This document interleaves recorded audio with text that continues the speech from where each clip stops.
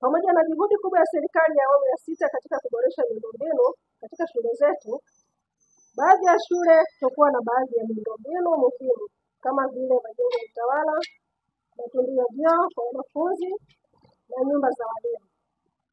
Hii hufanya walimu kukosa ofisi muhimu kwa ajili ya maandalizi ya shughuli za uendeshaji wa shule na hata ufundishaji na ujifunzaji. Baadhi ya shule hata zimelazimika kutumia vyumba vya madarasa kama ofisi. Changamoto nyingine mgeni rasmi ni suala la utoaji wa huduma ya chakula kwa wanafunzi bado ni changamoto, kwani baadhi ya maeneo jamii haitoi kipaumbele kwenye uchangiaji wa chakula kwa watoto wao.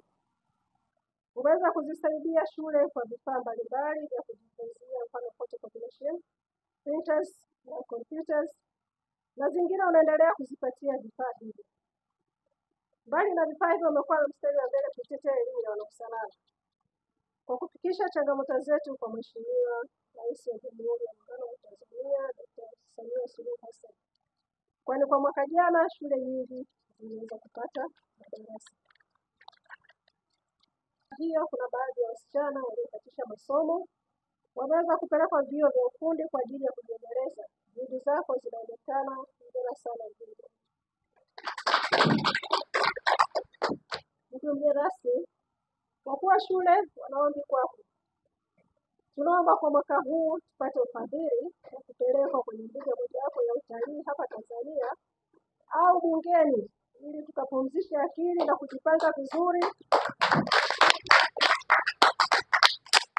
Shukuru sana kwanza kwa kunialika mimi kuja kushiriki nanyi katika kikao hiki, kwa sababu ungeweza kumwalika mtu yeyote yule, lakini mkaona kuna umuhimu wa mimi kijana wenu niweze kushiriki hapa. Kwa heshima hii mimi naibeba kama ilivyo kwa unyenyekevu mkubwa. Nimefarijika sana, na leo nikienda basi nitaenda huku nyuma nikitambua kwamba walimu wa shule za sekondari jimbo la Msalala wako pamoja na mimi nitaendelea. Tuendelee kukumbushana kwenye ahadi ambazo bado kabla sijaondoka, wale kwenye shule ahadi ambazo tayari tumeahidi kwenye maeneo hayo tuweze kuzitekeleza. Japo nimepokea taarifa na kwa mkurugenzi jana, kaniambia ameanza kupeleka hela kwenye maeneo ambayo tuliahidi. Kwa kwenye maeneo ambayo bado kumbushane, kwa sababu zile fedha ni za kwenu na zipo. Maana yake ni kuweka pressure zile fedha ziweze kutoka haraka na ziweze kuwafikia kwenye maeneo yenu ili muweze kukamilisha miradi ambayo tumeiahidi huko. Lakini pia tumeshirikiana kuona namna gani tunapunguza changamoto za kwenye mashule yao, na nikiri tu kweli Daktari Samia Suluhu Hassan ameweza kusaidia sana kutatua changamoto kwenye sekta ya elimu, hasa elimu ya sekondari kwenye jimbo la Msalala.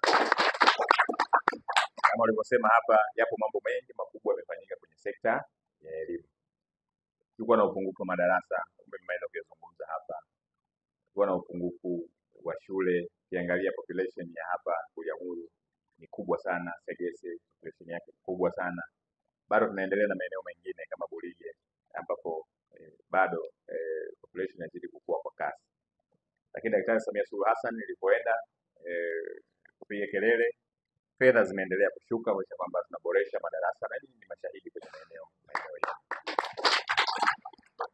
Kwa hiyo nichukue fursa hii kwa upekee kuwapongeza sana, kwa sababu tunapozungumzia habari ya utekelezaji wa madarasa na ujenzi wa miundombinu hii, wasimamizi wa shughuli zote hizi ambazo zinakamilika kama dada yangu hapa Segese ni yeye na nyinyi mlioko hapa ambao mnasimamia. Na maeneo mengine nimefarijika sana. Ninapoenda kwenye mashule haya, sijawahi kwenda kwenye shule moja hata sekondari ninakuta kuna namna nyingine ile ya lawama au upungufu na mambo mengine. Shughuli zote zimesimama. Mimi nimekuwa shahidi wenu, nimetembea sana kwenye maeneo yote. Nimekuta migogoro, kwa mfano ukienda Chela, hasa kwenye elimu za msingi pia bado kuna mgogoro kati ya wazazi na walimu.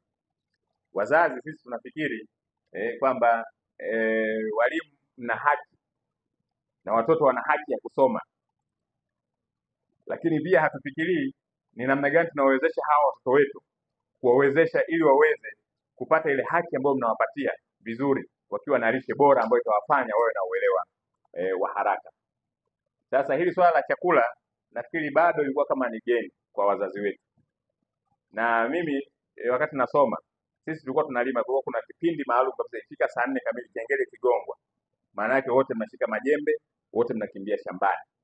Na kipindi hicho tofauti na kipindi cha sasa. Sasa hivi wazazi pia wenyewe tunaendelea kuwaharibu sana watoto wetu. Walimu wanapochukua hatua ya kuhakikisha kwamba wanawajenga watoto wetu kwenye nidhamu, inachukuliwa kana kwamba ni kiuka maadili. Lakini enzi zetu ambazo tunasoma tulikuwa na viranja. Kiranja ilikuwa ni mithili ya Nyampala. Ni kwamba unaenda shambani kulima na mkienda kulima mnalima kwa usawa mmoja. Ukiachwa nyuma, maana yake unachezea fimbo za kutosha. Huyo ni kiranja tu peke yake alipewa mamlaka ya kumwadhibu mtu yeyote yule mzembe kwenye wewe. Lakini ilitufundisha, ndio maana hata leo hivi umeona ni wakakamavu.